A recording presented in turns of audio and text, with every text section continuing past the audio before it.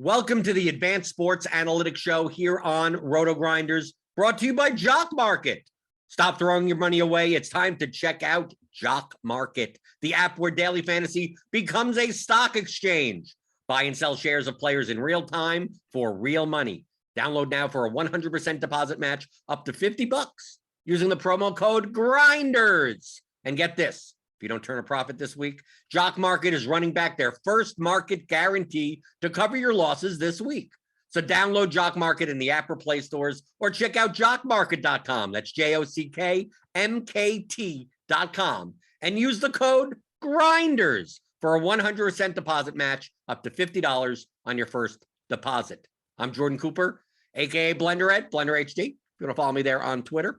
And joined by the man behind the numbers, the high-powered computers that hopefully this week have been able to spit out the numbers in time and not to see that wheel going on the computer for hours upon end. The man behind the numbers at Advanced Sports Analytics, Stewart Gibson, and we finally get to a week where we have some games that have pretty high totals in comparison to the rest of them. Yeah. Really, I mean, two games standing out above the field. I think one I like a good bit and I'm inclined to kind of try to be overweight on, and the other, I don't know. I have kind of a lukewarm feel for one side and kind of a, one of the minus, I guess, if you will, for the other side. Yeah, I mean, I was looking through kind of just teams, players, and saw some spots that just like on paper look interesting, but it does feel like kind of pricing is pretty efficient this week. Like there are a few guys that are really standing out as just like slam dunk plays, as where last week, we had a handful of roster spots that, could be filled out with kind of high confidence value plays. Just looking at ownership kind of at the jump, it seems to be fairly flat. So like not, at least the outset, not seeing like super clear targets or players that we want to seek to leverage against. I guess maybe, AJ Dillon figures to rack up a good bit of ownership, but I don't know. So, so some of these guys that kind of I might be interested in looking at, are priced pretty efficiently and definitely have to have like cost sensitivity on some of these things. So yeah, looking forward to talking it through with you. Yeah, I think we're both going to come to agreement on the same thing. So let's start with the highest total game on the slate by far. It is the Cowboys at the Chiefs. It is a 56 total. So this is 5.5 points higher than any of the other games on the slate. The Chiefs are currently favored at 2.5 points, 29.5 implied team total for the Chiefs, 26.5 for the Cowboys. We still have to get news on what's going to be happening with Clyde Edwards-Helaire. With him back, obviously that'll take kind of maybe Darrell Williams out of the picture, maybe both of the running backs out of the picture. Based on our current Gridiron IQ projections, we have the Chiefs side projecting fairly well with Mahomes, Hill, Kelsey at tight end. Obviously, very expensive type of stack. The Cowboys side is priced a little bit better, but there's a lot more options on the Cowboys side. It feels as if a lot of the ownership will be going towards the Chiefs and Hill. Maybe not as much Kelsey at his price at 7,100, but he could be a differential there. The question comes into this is that if this is a high-scoring competitive game, what are the players on the Cowboys that you could play? Because you have Cooper, you got Lamb, you got Gallup, you got Schultz. You obviously have Ezekiel Elliott there, but he's kind of priced up at 7,700. For a 56 total game, is it weird for me to say that based on the pricing of the players on both sides of the ball, This is assuming that Clyde Edwards-Helaire is back.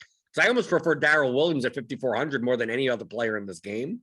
But if CEH is back, I'm getting the sense that this game may be over-owned. And even if it does hit its total, the production could be spread out enough that none of the Cowboys receivers are necessary. Elliott isn't necessary. And maybe you can just get away with playing something like a Tyreek Hill or a Kelsey one-off. And from a price perspective, do better with another stack in your line. Interesting. It sounds like we might have like kind of polar opposite views. So we're not on the same page. Oh, I thought we were on the same page. Yeah, I think it's worth. I mean, not to jump ahead, but naturally kind of want to compare this game to the Cincinnati Las Vegas game.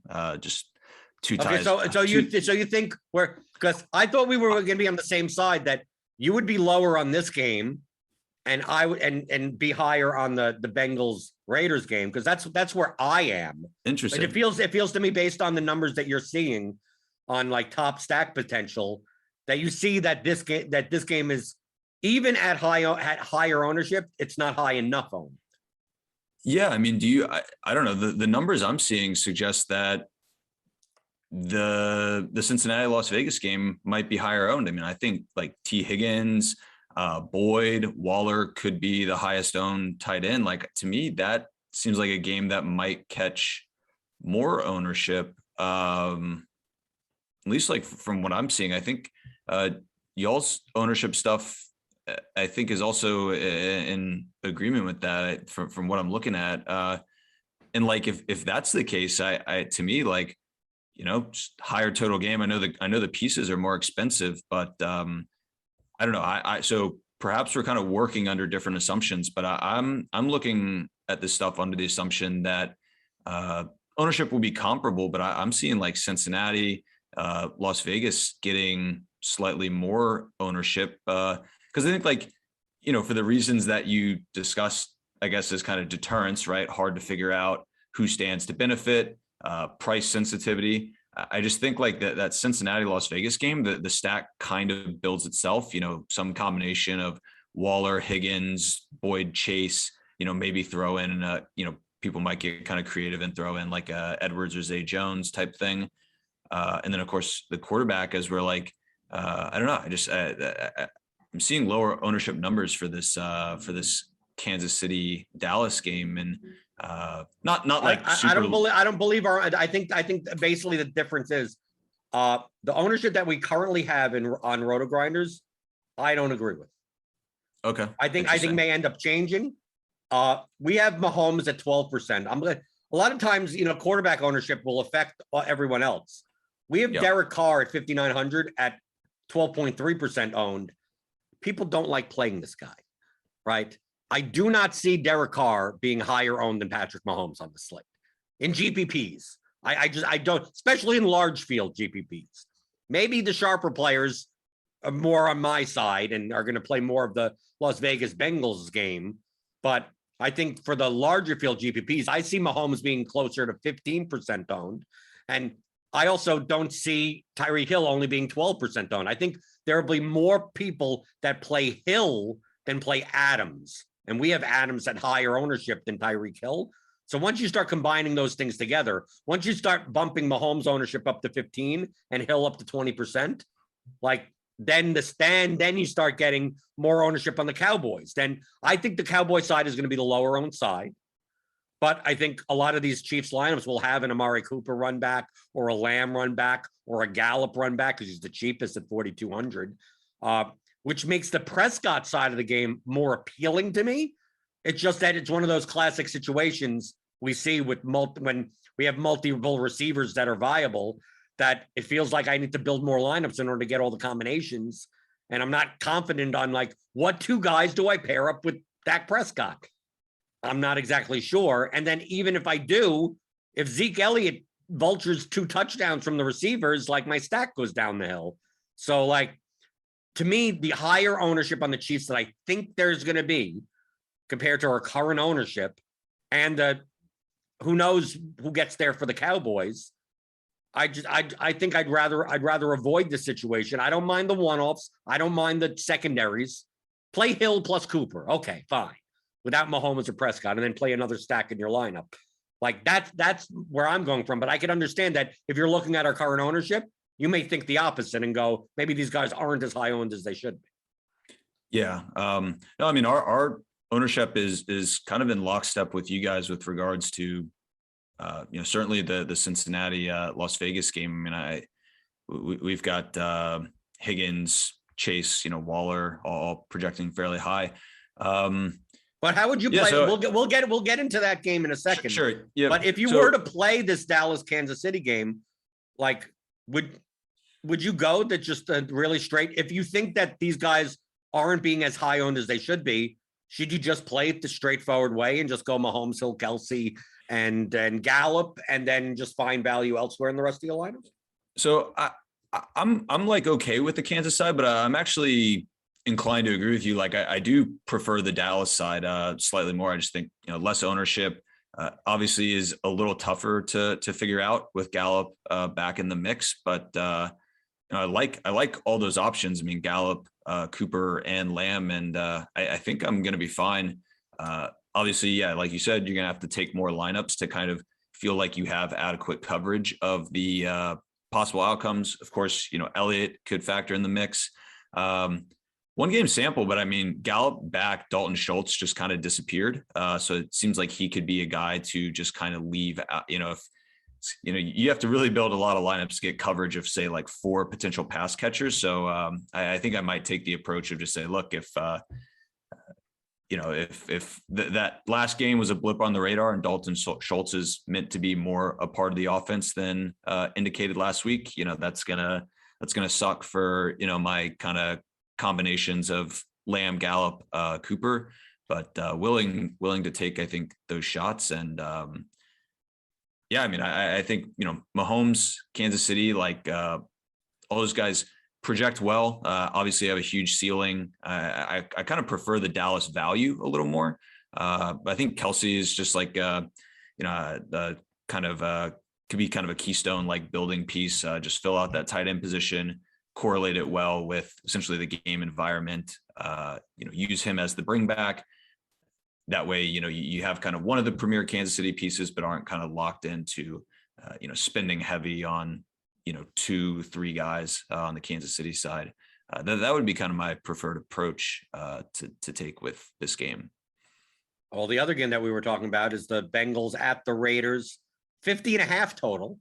The Bengals are currently 1-point favorites on the road, 25.5 team total. Or 25.5, yeah, it looks like 26 team total for the Bengals, 24.5 for the Raiders. We got a lot of options in this game. You could easily do the Burrow plus 2 of Higgins, Chase, or Boyd. And then you have, to me, it's easier on the Raiders side. Just do Carr, Renfro, Waller, you're done. But I also like this game from a leverage perspective, that if you believe that this game is too high owned, like I'm with the assumption that this ownership starts coming down. I don't see Tyler Boyd being 15% though. I just don't see that happening. 8%. I don't see Hunter Renfro now at 5,800 being double digit owned. I see Higgins being owned. I see Higgins, okay, 20%. I give him that. Chase, I could see 10 to 12. I get that. Waller, maybe people may just pay up the other 1,000 for Kelsey. So 12%. Okay, I could see that. But you also have leverage that if you believe that they're going to be overowned, Joe Mixon and Josh Jacobs are going to be single-digit owned in this game.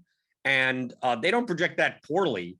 And if this game goes 50.5, 51 total, the way to suck all the value out of the stacks, I mean, we have 2 running backs that have put up, 30 plus points in the past, that like, I could see myself playing both sides of this. I could see myself, if I'm playing 20 lineups, playing 4 Burrow stacks, 4 Carr stacks, and then 4 lineups with Mixon and 4 lineups with Jacobs, and just like bet on the game as a whole. And I think obviously the stacks are going to be lower on than what we have it currently. But I don't see Mixon and Jacobs ownership getting in the double digits, regardless of what happens.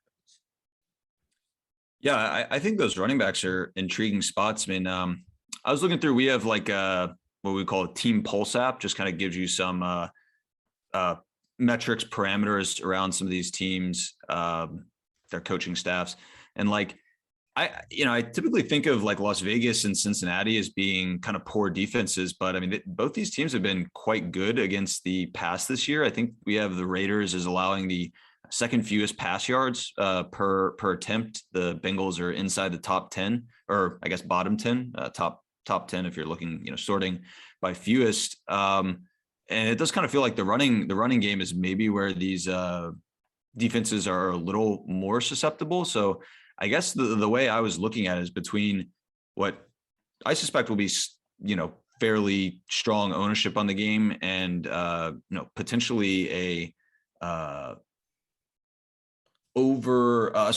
of underestimated pass defense of really both these sides that kind of just sets up for a spot that I would like to be underweight on. Maybe take individual pieces, but not like a game or sides that I want to stack up.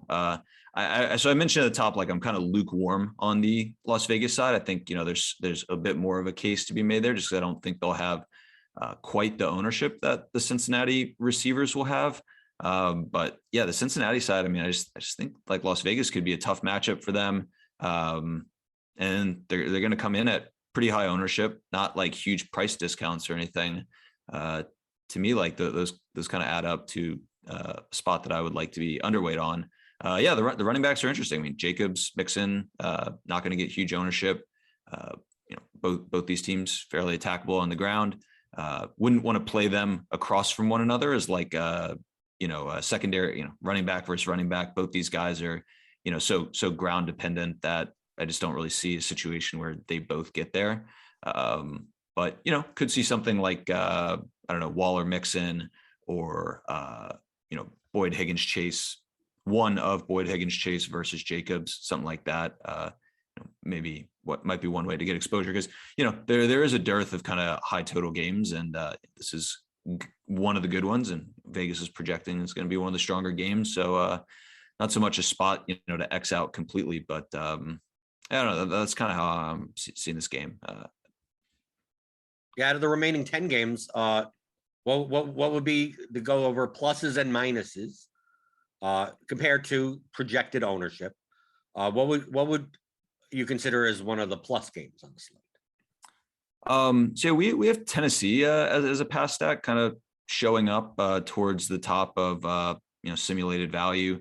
Obviously, kind of one of these one-sided matchups where they've just got a strong implied total going up against Houston, but with no Derrick Henry, like there's kind of you maybe could theorize that they might not go as run heavy from ahead as in instances where Henry's playing. Some pretty intriguing, I think, stacking options. Like Brown is kind of the obvious one, just given massive ceiling. He's not cheap this week, but we're not projecting huge ownership on him. Marcus Johnson, kind of near min price, min price receiver, should have some role this week with no Julio.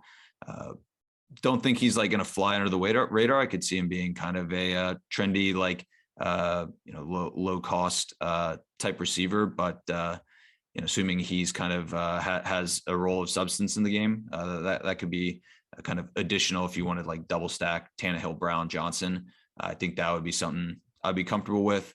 Tough kind of decision point here is like, do you bring back someone from Houston? I have a little more trust in Tyrod Taylor than Davis Mills. So, considering like a Brandon Cooks bring back is something I am inclined to do. But definitely don't think like a Houston bring back is necessary in this spot. I agree with you with this. What makes this stack appealing is that it mitigates the ownership of Marcus Johnson. Like I'm not a big fan typically in GPPs of playing chalky value running wide receivers. I don't mind the chalky value running backs, but the chalky value wide receivers have a much higher bust rate than anyone else. So if we see Marcus Johnson coming in at 15 to 20% owned, he's one of those guys where maybe I don't want to play as a one-off, but in the combination of a Tannehill, Brown, Johnson, Cooks game stack, like if Marcus Johnson goes off and the game goes off, I'm going to have lineups that have Cooks and 10. I'm going to have other pieces that are correlated to Marcus Johnson that Marcus Johnson one-off lineups won't have.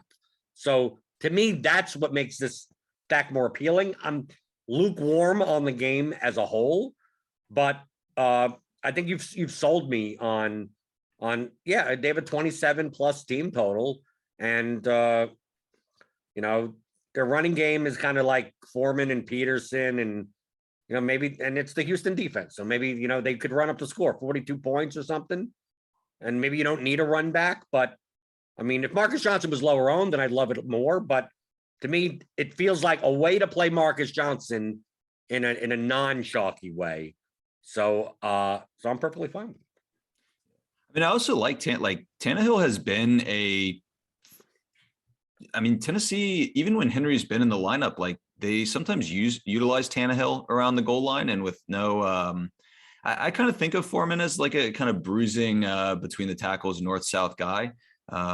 Peterson as well, just I don't think has that kind of side-to-side speed anymore, but you know, could see Tennessee. Like I do think Tannehill has more rushing equity than people tend to give him credit for. I mean, it's always a kind of tough decision point, and I don't know that I've landed on kind of a general heuristic for deciding on this, but you know, bringing back some of these teams, you know, the Texans, the Jets have been kind of a point of discussion as, you know, all right, is this a team we really want to or need to bring someone back from? Like, how do you see that shaping out this week? Are you seeing how it fits in the lineup? I just go by projections. I mean, like like it really comes down to, is the alternative option at that run back type of position, can I get a better projected guy at a lower owned guy? Like Brandon Cooks at 6,000 projects well. We have him in the Gridiron IQ projections as 16.15,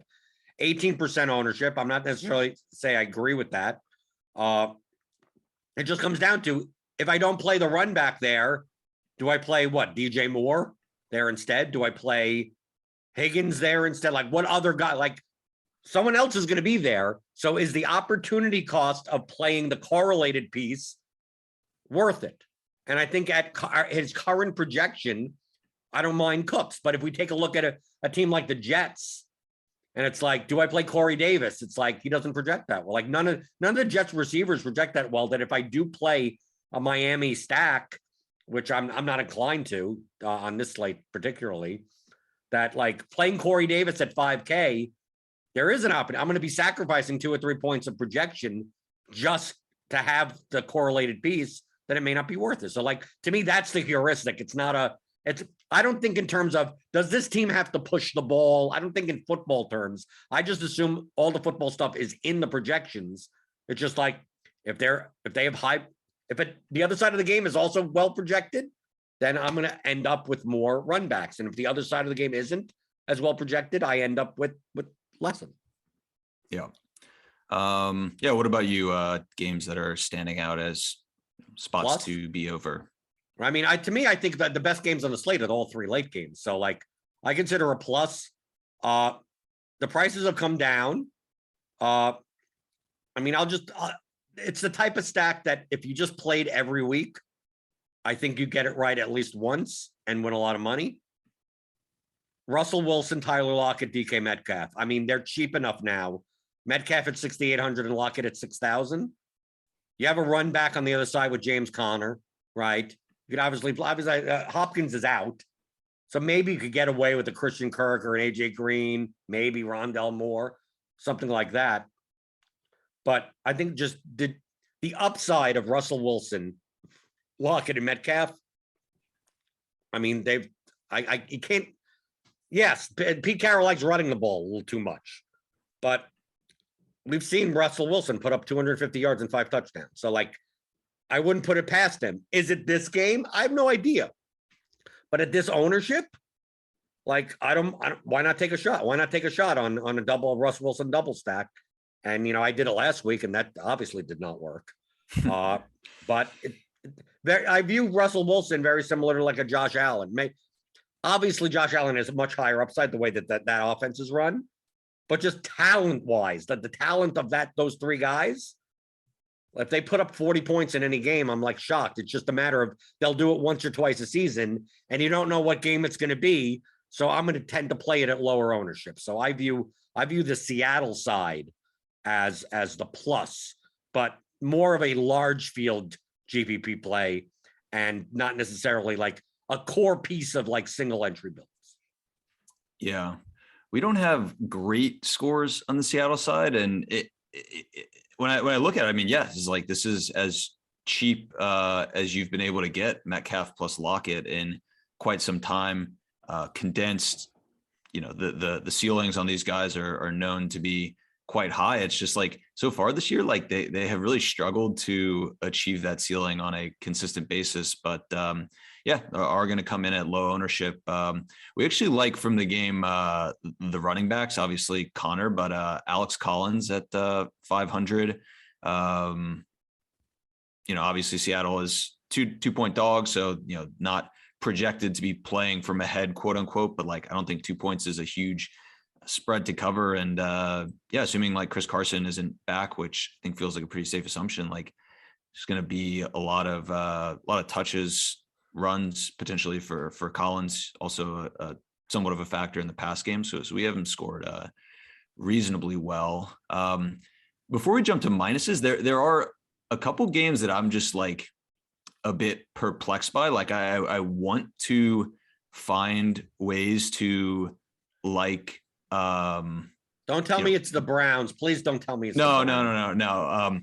Like at this point, like I just it doesn't make sense to like our numbers and our model, but like I'm kind of just trying to adopt like a redact the Browns at all costs approach. But man, it's like I want to go, be open to like going back to Josh Allen or like Lamar Jackson at low ownership. I think the Bears and Colts defenses aren't quite as good as people believe them to be, but I mean, they're just so expensive, right? Like they're neither of these sides are showing up particularly well in our numbers. I mean, particularly like the prices have come up on the quarterbacks. Diggs' price is back up to kind of where it had been living early in the season last year. Like Marquise Brown's price is way up. Andrew's price hasn't really been inflated, but like his role hasn't been quite as strong as it has been in the past. So I don't know. It's like I want to like these spots, but they're certainly not projecting well in our runs. And I'm guessing it's just like a price sensitivity thing. Does that kind of it's also price sensitivity on both sides of the game. So like if you take a look at the Indianapolis side, like the Colts only have a 21 implied team total against the Bills, and Taylor at 8,300 and Pittman at 6,100. Like these prices were fine when the Indy was at home and favored by 5 points, 6 points, but now like they're not priced for this situation. So it makes me not want to play the Colts. And like you said, the Buffalo's priced up. I mean, can you get away with Allen, Diggs, Beasley? Sure, I guess.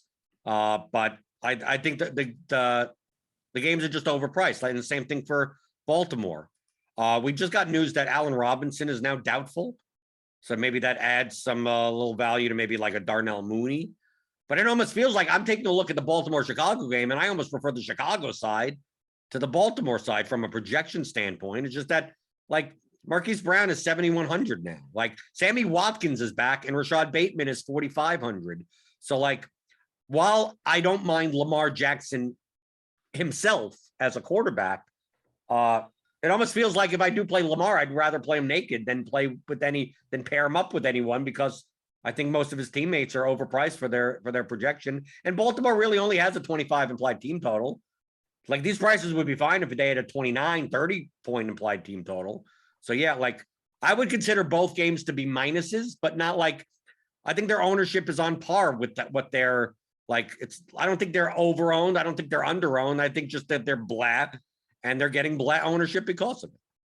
Yeah, no, I'm with you. I mean, I guess I see them as minuses, and I want to try to find like I don't know. I mean, Lamar Jackson at single digit ownership and like not even like high single digit, and we have him I think like 4% or something.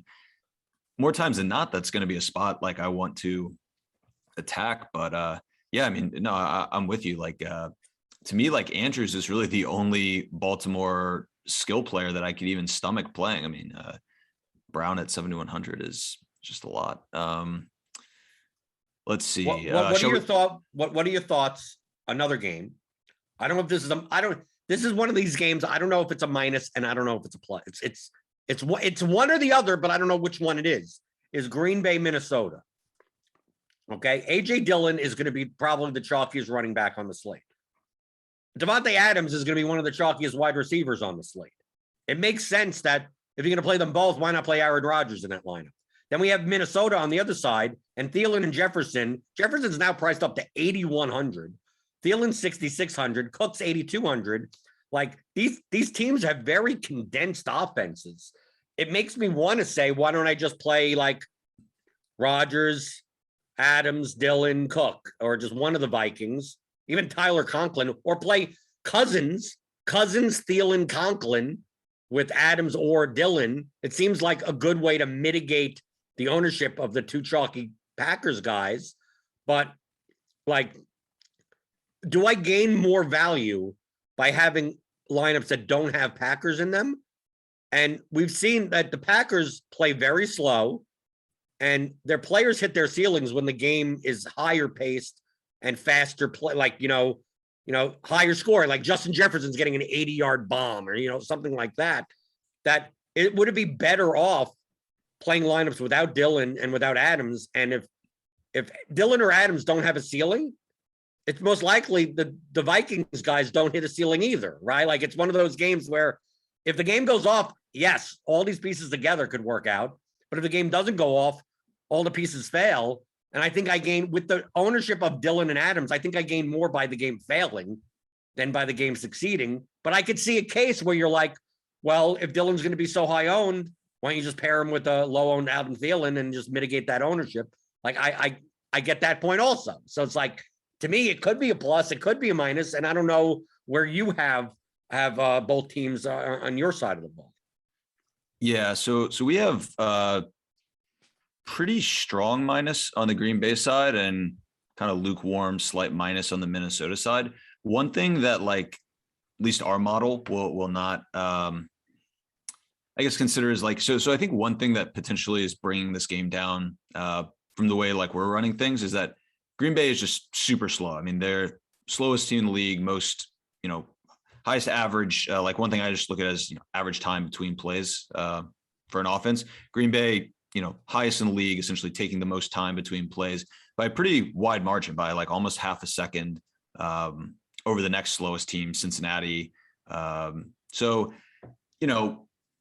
I guess we talk about like, well, Henry's gone, so maybe that kind of changes how Tennessee approaches and runs their offense. I think a question that our model has the way our model is set up, has decided that the absence of Aaron Jones won't have a material impact on, the run frequency, kind of the pace at which the team plays. And, I don't know. I'm not sure I have a strong stance on if that is the correct approach. To me, Derrick Henry is like such a core kind of offensive, like building, like he is the feature piece of that offense, where it seems more likely than say Aaron Jones that his absence would materially change like how the pace, the play calling, I guess, of the team. So I don't know. I guess you could make the case that like if you think that Jones being out is going to skew Green Bay more pass heavy, or Aaron Rodgers is going to try to speed things up a little more. Maybe those are kind of instances where at least the modeling approach that we use, and I think any model that isn't like making manual tweaks to stuff like pace, run frequency, etc. Could see that being kind of like a blind spot, and maybe a I guess like optimistic case for why kind of that the game could go a little better than at least our numbers are suggesting. Okay. Do you have a minus game? Yeah, I mean, Cincinnati, I touched on, it's not really the game, more so side. Las Vegas, like I said, kind of lukewarm on.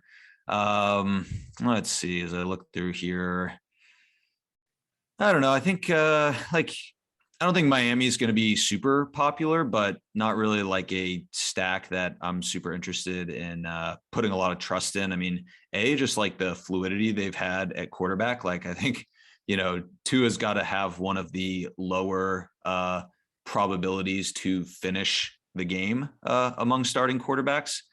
Certainly, if you scale it to price point, like obviously guys like Flacco or I don't know, Jimmy G, Newton, I don't know. There's some other guys who could kind of have an early hook, but it seems to me like Tua, I just don't have a whole ton of faith in him, like kind of completing the game. And I don't know. I don't think like they're going to catch a ton of ownership, but we have them, numbers suggest that they might get a little more ownership than is probably warranted given their value, relative ceilings of these players, et cetera. Like Gaskin is a guy I'm moderately interested in, but I don't really see him as part of I guess he could be part of a Tua stack, but I think I'd be far more interested in looking at him as just like a one-off, probably a one-off. Like I'm not that interested in doing like Gaskin, Corey Davis, kind of as you alluded to earlier, just not super excited about the Jets side. The game that I have as the biggest minus, New Orleans, Philadelphia, I have up there. I think I'm more inclined to play if Kamara's out, so like Ingram is viable, but I don't like the pace of that game as a whole. But to me, the biggest minus is Cleveland. They have a 27.5 team total. If Landry is going to be 10% owned, good luck with that. Just good luck, people. Good luck with Jarvis Landry. Have the same amount of fun that I've had playing him the past 6 weeks. You ain't getting there. It ain't happening. So like, good luck. Good luck on that. And if a $7,800 Nick Chubb beats me, it's one of those things that we haven't projected on at 12%. These teams like Detroit, like they're not gonna have Goff in, and even with Goff, they were running the ball way too much. Cleveland runs the ball way too much. Where do I go in this? To me, the piece of the game I like the most is DeAndre Swift, even though he's on the dog side for a ceiling. But I'm not going to play Chubb and Swift against each other. I'm not going to play Landry. You have the tight ends. It's just like just get me away from the Cleveland Browns games as much as possible. I do not want to. Yeah, I'll play Dearness Johnson, but he's 4,700. I'll do that. But now that I don't play Nick Chubb at 7,000, so I'm not playing him at 7,800. So I'm surprised that I'm not going to have. I hope you don't have one of those obligatory Baker Mayfield, Jarvis Landry, David Njoku stacks with Swift as a run back. If that wins the Millie, then I'm just not going to win this week. Yeah, no, I think just going to have to take a hard, like just redact Cleveland stance. Cause they've cost me a lot of money. And not like it's one thing, it hurts, but like, it happens, just weeks where you're like I've had a hard time with Josh Allen, just not playing him too much, but just kind of like, just not getting the right weeks, not kind of figuring it out. That's going to happen. But at a certain point, like, can only go back to the well so many times. Josh Allen is worth going to the well for. Baker Mayfield is. Yeah, no, of course. I've just gone to the well kind of the wrong times. And one just like, I guess it would just be a mega vomit stack, but showing up. And I'm not sure that I can justify, even with prices kind of considered Houston at, I don't even know what their implied total is. What would that be? 17? 17, something like that. So you'd rather Tyrod Taylor? I thought you were going to mention Cam Newton. No, so we actually have a fairly strong negative on Carolina. Guess just not that optimistic about Cam's ceiling. Also, his playing time. We saw today that Rule said that that PJ Walker is also going to play. Got it. So like, yeah, I'm never a big fan of rostering quarterbacks that may not play like every snap because you never know. I mean, like, yeah, if between the two, PJ Walker and Cam Newton obviously has goal line. Like, yes, he has more upside, but like, what happens if he only plays half the snaps? Like, do I really want to play a quarterback that's going to play half the snaps? Like, I don't play Taysom Hill, so why should I play Cam Newton? So I would think that maybe that's the reason why Carolina. But I mean, McCaffrey and DJ Moore, I mean, I don't consider to be bad individual one-offs, but I thought maybe you'd be lower on Carolina. I thought maybe you'd be higher on Carolina than I would be for the stack. Because you could play Newton, McCaffrey, Moore. What's wrong with that? It's priced decently enough. Yeah, it's yeah, I mean the skill players I think make sense. I don't know. It's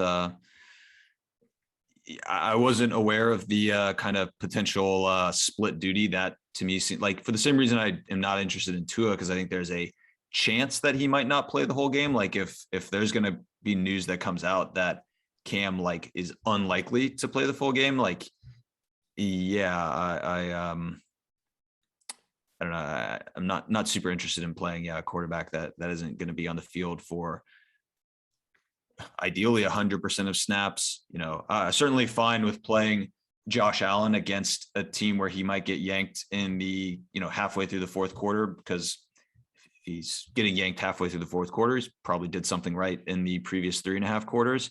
But it seems like Cam's exit scenario is not linked to him doing well. It's actually linked to him doing poorly. So, well, it's more play by. It's more the fact that because he may not know the entire playbook, that like Newton will be in like maybe in the red zone, but in between the 20s, it's PJ Walker, and then you're sitting there going, I hope Newton scores 3 touchdowns because he surely ain't getting the 300-yard bonus. He surely ain't I mean, like, it's just like he caps your ceiling. Like it's the same reason. Why do you play Taysom Hill at quarterback when he's like, no, you don't. Like, you'd play Trevor Siemian if anything, but then you don't play Siemian because Taysom Hill comes in at the 10-yard line and the ruins everyone. So like I view Cam Newton in the same light as that. So it makes him hard to make a stack. Because remember, if you're stacking people with them, he's throwing them the ball. But I don't want Cam Newton's like, oh, well, if DJ Moore gets them there, it's because PJ Walker threw him a touchdown. It's like, then what was the hell is the point of the stack then? Yeah. Yeah. And like, I mean, look, if Carolina had a 50, or, if the game total was 53, there's. Who are they playing where the Carolina Panthers would have a game? Yeah, no, they don't. But I mean, community college. There was a time and place where Taysom Hill was a part of a Saints team that like could play in 53 total games. And, it's like his role is so far kind of off off what you're looking for, that, I mean, he was never in play in kind of actual, classic full slate contests. But well, unless he was on FanDuel and it was tight end. Right. Exactly. Of course. Or when he was, I mean, look, when he was the starting QB for, when he's the starter, right? We're talking about when he's the guy that you say, who's this guy? Like all of a sudden it's like, it's not, it's Taysom Hill. Oh, it's his music. By God, it's his music type of thing. Yeah. And typically that always happens when you have Kamara in your life. Yeah. Well, one game, or at least side, I do want to keep an eye on with that Robinson news. Like, we do have Chicago grading out as not exceptional, but like you said, kind of better, more preferential than Baltimore, and would be interested to see how. Right now we're pretty high in David Montgomery. Would be interested to see though if Chicago kind of climbs the chart a little bit. As we update for that Robinson news. Yeah, I'm less likely to play this game as a stack. I'm more likely to take Montgomery, take Mooney, like one-offs. Because I mean, I don't like anyone on the Baltimore side outside of Lamar Jackson. So I mean, what do you do then? So I could see one-offs like that. But but you'll have. Yeah, go ahead. Oh, I was going to say, yeah, no. So what about? I mean, it's pretty out there, but what about like a Lamar naked bring back of probably not Demont, but say like Mooney or something like that. I just don't build those types. I just don't build those. Yes, it's viable. Yes. It's just that I traditionally don't build those types of lineups. Yeah, likewise. But I want to poo-poo it. It's just that I tend to not build those types of lineups. You'll have all this information and all the stats behind this in the Substack, which you can get at advancedsportsanalytics.com. And your script is done. It's all gone through. Did you find out what happened last week where it took so long? Yeah, I downloaded the Thursday to Monday CSV, and that crashed things. I don't know if you're familiar with like merging data frames, but we're getting essentially merge duplicates of players such that a merge was turning what should be like 60,000 or so row data frame or table into like 60 million, or I don't know, right tens of hundreds of millions. So or it gets stuck in a never-ending loop of replacing data that it already has over and over and over and over and over again. Yeah. That's maybe me because I'm horrible at it. Got it. No, it's not. No, it was. I couldn't exactly figure out why it was crashing, but it was somehow related to having the wrong CSV. Once I fixed that up, got it. Okay. Got it to go. So yes. People could pick that Substack up. They subscribe to Advanced Sports Analytics, right?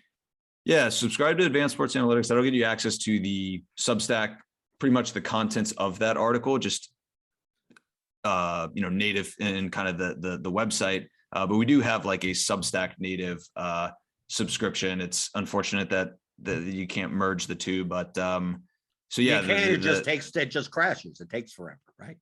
Yeah, not that type of merge, but you could do it from Thursday to Monday, but just not on any of the other days. Yeah. I'm making script crashing jokes. I'm sorry. So the Substack one is just for the article, kind of the cliff notes, if you will, of kind of our tools and aggregating things like correlation, range of outcomes, distributions, ownership projections, mean projections, all that stuff. Kind of the condensed cliff notes, not dumbed down, but just condensed version.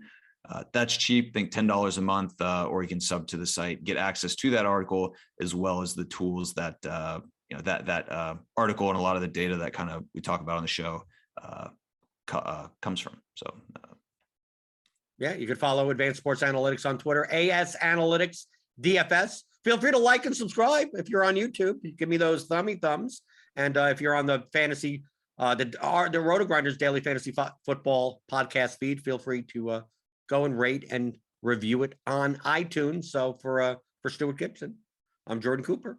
There's been another edition of the Advanced Sports Analytics Show here on RotoGrinders.com.